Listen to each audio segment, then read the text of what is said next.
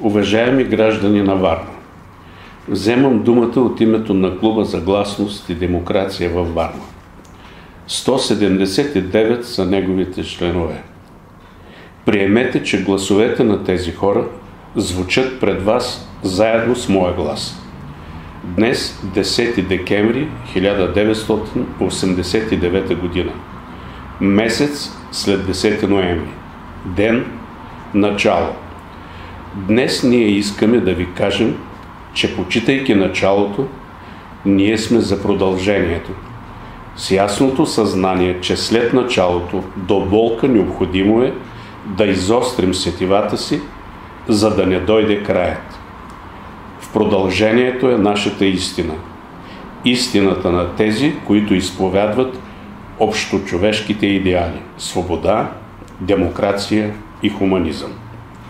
Ние настояваме за политически плурализъм и проистичащата от това необходимост за промяна на Конституцията. Демократизирането на нашето общество се нуждае от закони, а не от постановления. И преустройството се нуждае от гаранти, и това са законите.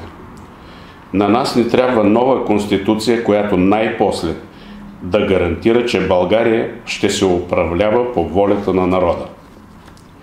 Ние имаме нужда от ново Народно събрание и настояваме за свободни избори, но не веднага, защото днес обявени, те ще бъдат спечелени от апарата, защото той продължава да има монопол върху средствата за информация или по-точно за манипулиране.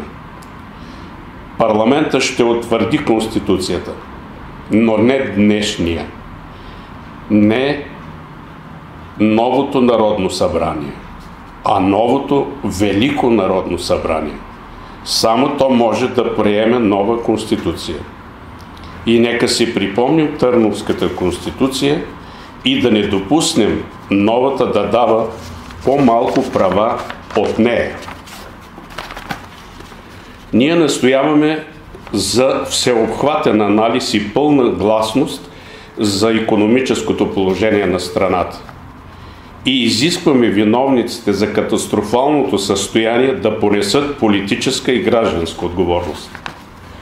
В Централния комитет на БКП и държавния апарат продължават да стоят хора, свързани с тоталитарния режим. Това минира демократичното развитие.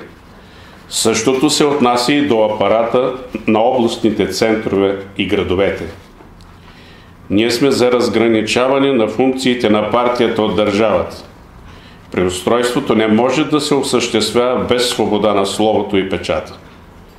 Тя трябва да бъде гарантирана с закон. Българските закони трябва да се приведат незабавно в съответствие с международните договорености.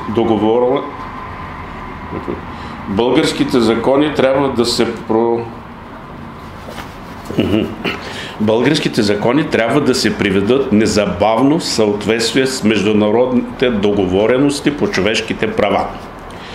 Настояваме парламентарната комисия за разследване на деформациите в България да бъдат включени представители на неформалните сдружения.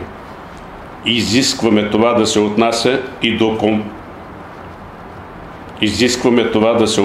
и до комисиите на областно и общинско ниво.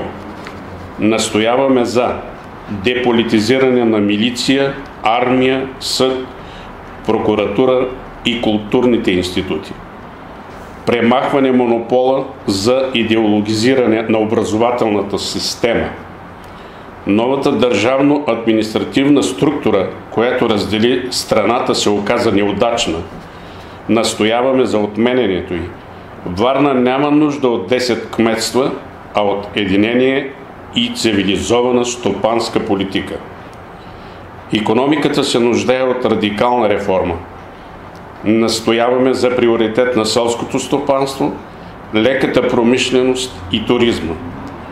Чувстваме остра необходимост от закон за собствеността. Абсолютно необходимо е да се въведат равноправни форми на собственост трябва да развиваме свободната инициатива и пазарното стопанство. Нуждаем се от настояване за пълна гласност за екологическото състояние на страната. Гигантските заводи убийци трябва да имат съдба решена по волята на народа.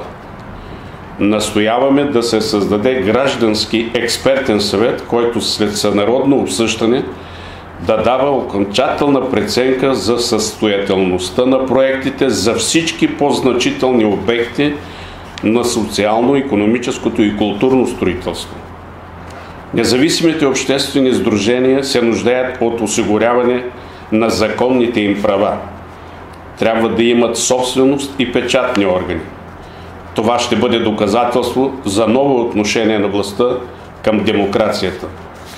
Ние сме за това всеки сам да решава какво име и каква вяра да носи. Имаме ясното съзнание, че нашите деца се нуждаят от нова, неполитизирана организация, която чрез науката, изкуството и спорта да изгражда личности, а не слуги. Днес е денят за защита на човешките права. Ние сме тук да изразим нашата воля, а тя, перефразирайки Блага Димитрова, е нашата надежда. Новото възраждане на България да не бъде удавено в мъртвилото. Това не бива да позволим.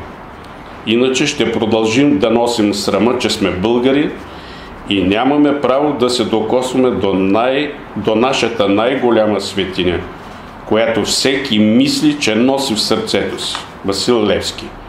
За чиста и свята България.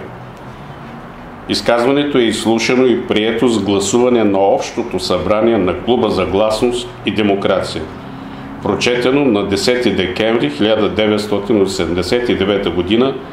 на митинг на Обединените демократични сили.